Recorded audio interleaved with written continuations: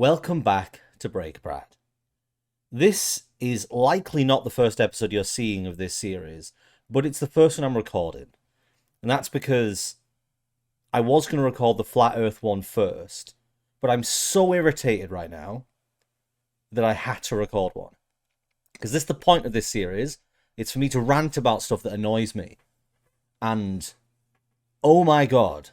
Let's start from the beginning. So, as you've noticed from the title, this video is about internet providers. And the reason that's plural is because they're all shit. I work online. Like, I edit videos for FactFiend, and I make videos for this, and I stream and stuff like that. So, I work online. I need the internet. It's a big part of my job. For years, like, I think maybe 4 years, might have been 2 years, I had TalkTalk. You know what? TalkTalk were fine. TalkTalk were fine until I wanted to cancel them. So, right now, we're going back maybe 6 months-ish, and TalkTalk, their service ran out. I wanted to cancel TalkTalk. I'm out of contract. TalkTalk's contract is finished. So I go online and I'm looking for, like, you know, where you fill in the form to say you want to cancel. And turns out there's no form, because TalkTalk don't let you cancel online or through an email. You have to call them, you know, because everyone loves making phone calls, or send them a letter in the post. So there's a few companies that still do this. That, like, send us a letter in the post, and I don't mind it being an option, but there's a reason we have electronic mail. Like, we've improved the mail system so that it doesn't use crappy paper that gets lost. It gets sent electronically, instantly, and it can be easily filtered by loads of database services instantly. So why can't we just send you, like, make a form so we can cancel? I was looking for online chat, because most services now offer online chat, and now TalkTalk do offer online chat. It does exist, but in order to find it, you have to go through their other, like, Q&A, FAQ, whatever it is, like, menus, and then at the bottom it's like, do you want to talk to a real person? So I didn't find this, because I kept going on these pages, and they were like, is this your issue? It's like, no, that's not my issue. My issue is I just want to cancel my contract. Eventually, I went on Twitter, and I messaged them directly, because if you message them on a public forum, they reply quickly. So I went on to Twitter and I messaged TalkTalk, and I got a response. And they messaged me back and forth and basically said, we will get someone to call you tomorrow. Tomorrow! And I was like, great, I can sort this out tomorrow. No, I fucking can't. So I waited for the call. I didn't go out because I was waiting for this call. And then the next day came. I was like, oh, you know what? Humans are humans. Sometimes they get delayed. Maybe they were busy. I'll wait another day. Waited inside another day. And then it got to a week. I didn't wait inside for the whole week. No, I waited inside for a couple of days and then just went back to my normal day-to-day life. And still nothing. So I called them, which I should have just done in the fucking first place. That's clearly what they wanted me to do. So I called them and I was like, look, I'm out of my contract. I've already signed a deal with Virgin, because Virgin are on a different system. They use their own network, whereas TalkTalk, I think, are on OpenReach. So my other internet was already up. So at this point, I was paying for 2 internets. So I'd said, I want to cancel this. Like, I'm out of contract, so I don't want it anymore. And they said, cool. So it'll take a month for us to disconnect you. What? So apparently it takes them a month to disconnect it, even though I'm no longer in the contract. Like, they're rolling it along. They're like, no, it takes us a month to disconnect you. I was like, a month? I don't know if it says anywhere in their contract you need to give a month's notice, but they didn't tell me that on the phone when I was talking to them. They just said, it takes us a month to disconnect you. So I complained about this. I said, I don't understand why it takes you a month to disconnect it when I'm not in the contract anymore. Like, why do I have to pay an extra month for a service I'm not using? So they sort of went off for a bit, and then they came back and went, oh, we've actually, we've talked, and apparently there's been an issue with your account, and it means it's going to be disconnected faster. It's like, is that issue me? Am I the issue? The issue is me raving and ranting until the other person... I feel bad for the people on the other end of the phone in these situations, because I know it's not their fault. Like, they're just following the... This is... No, right, no, let's get onto this now. This whole series is going to be like this. Scripts on people on the phone are fucking irritating. People, generally, are smart. People can problem solve. one of the reasons why humans in general are like the dominant species is because we can problem solve. But if you're going to give someone a shitty script that doesn't allow them to think for themselves, they can't solve the problem. So let's say, here's the problem, right? The problem is AB. AB. And they look at their script and they've got A and they've got B, but they don't have AB. And they can't go, well, I know what the problem is here. It's these two things. They have to go, well, I just followed the script through and it doesn't seem like I could help you at all. It's so, and you can hear it on the other end of the line, them getting frustrated. The same thing happened when I was talking to Virgin, but I'll get to this in a bit later because this is a long rant. How far? We're 7 minutes in and barely any of this has been cut out. It's because this is my opportunity to vent. I don't know how long this video is going to be. It might be super long. It might end up just getting really irritated and smashing my camera. But anyway, right, let's get back to the end of the talk bit. So, yeah, I complained, they reduced it, and eventually they disconnected it. And I think it only took them about 2 weeks, but I think they still charged me like a little bit on the interim. But that was better than the whole month. And, you know, I could be reasonable at times, so it was fine. And they also said, we're going to send you a package to send your router back to us in. Never fucking sent a package. So I still have their router. Talk. If you're watching this, would you like your fucking router back? Anyway, right, so Virgin was who we were on now. And I'm going to get back to Virgin at the end. There's a reason for this. So who I'm going to talk about now is Vodafone.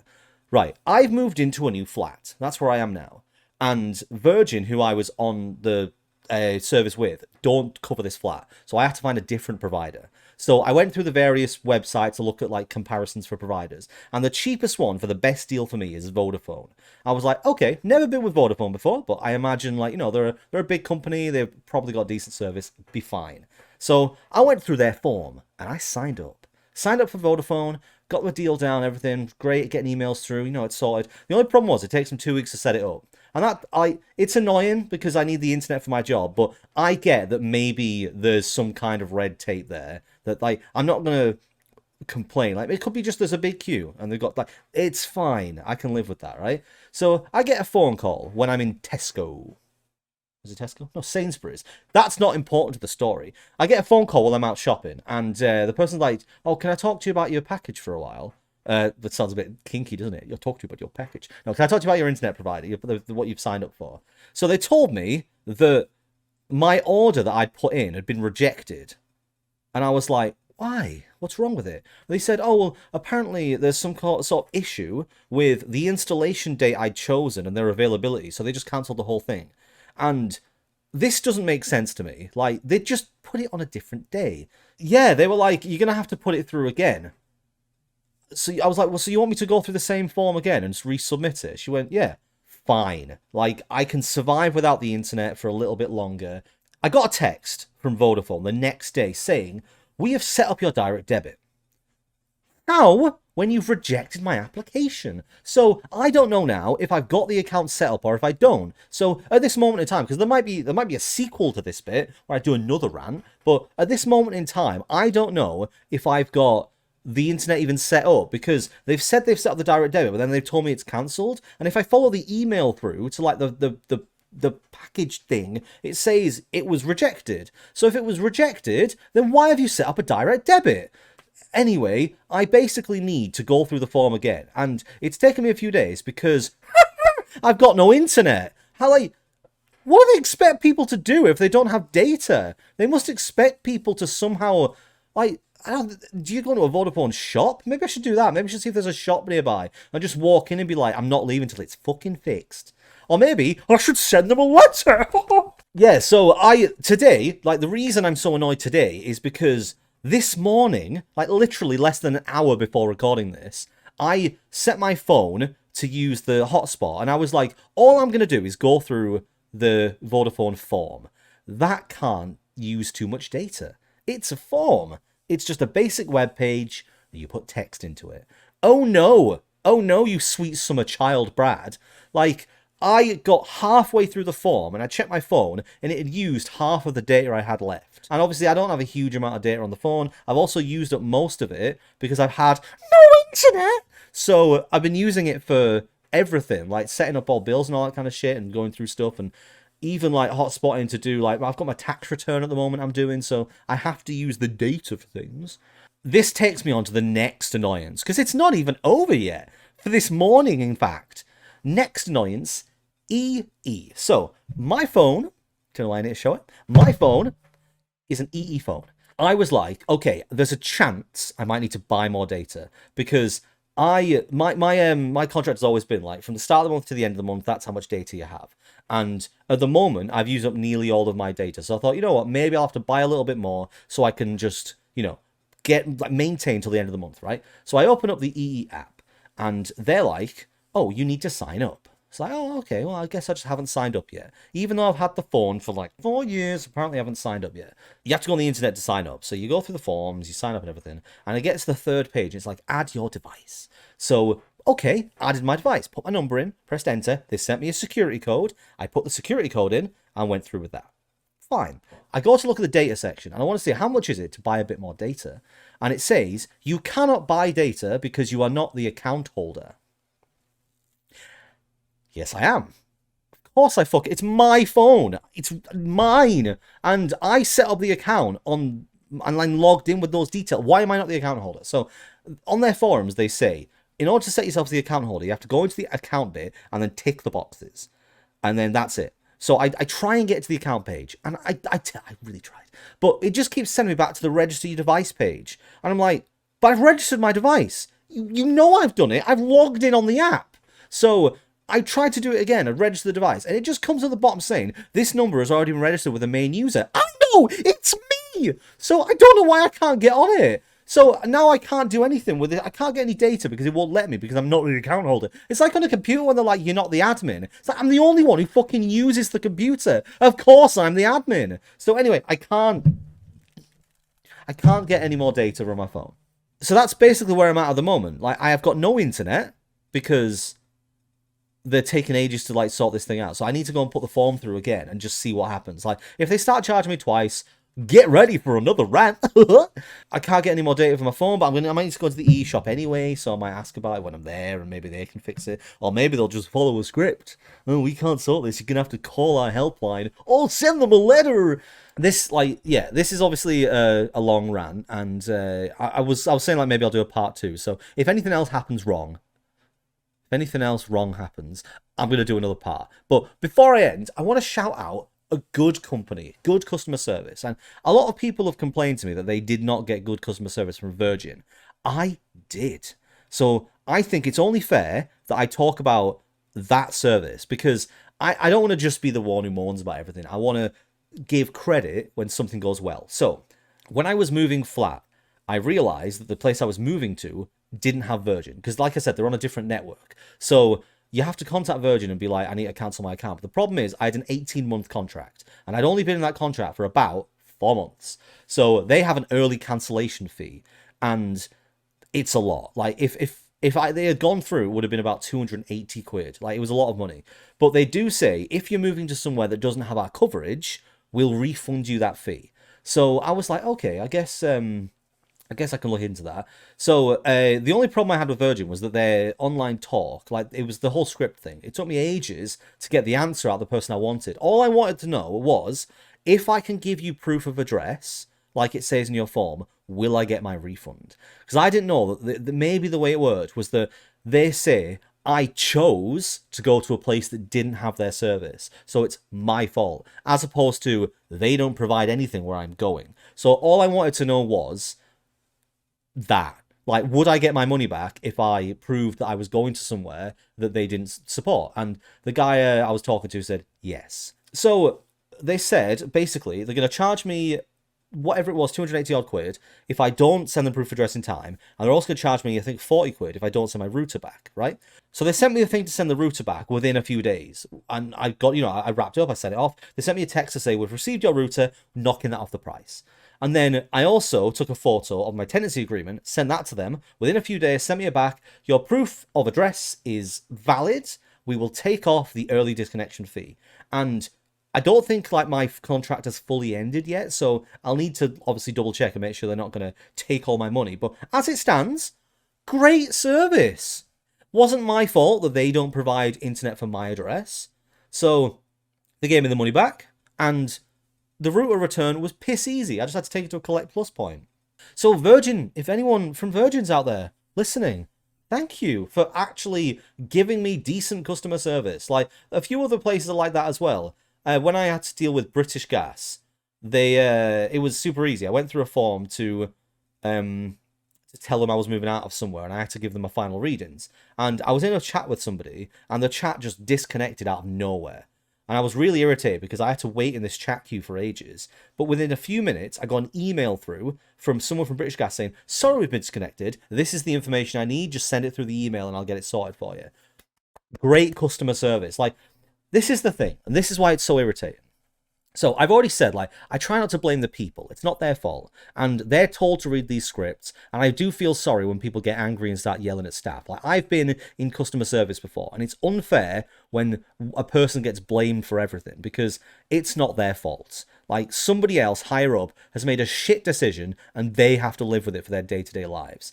I get that. But customer service is such an important part of any service that is provided. And the lasting impression that you have of that service is not usually about how good the service is. It's about how well problems get fixed when they come up. If you've worked in service, you know, things go wrong. And it's just the way, like, unfortunately, there is a customer who will have a bad experience because something's gone wrong. But the way that you deal with that is what leaves the lasting impression on that customer. And when it comes to these internet providers, I am never using TalkTalk again. Like, unless it was the only provider in a place I moved to that offered anything in any way decent for any price, I am not going to use TalkTalk again because TalkTalk are shit.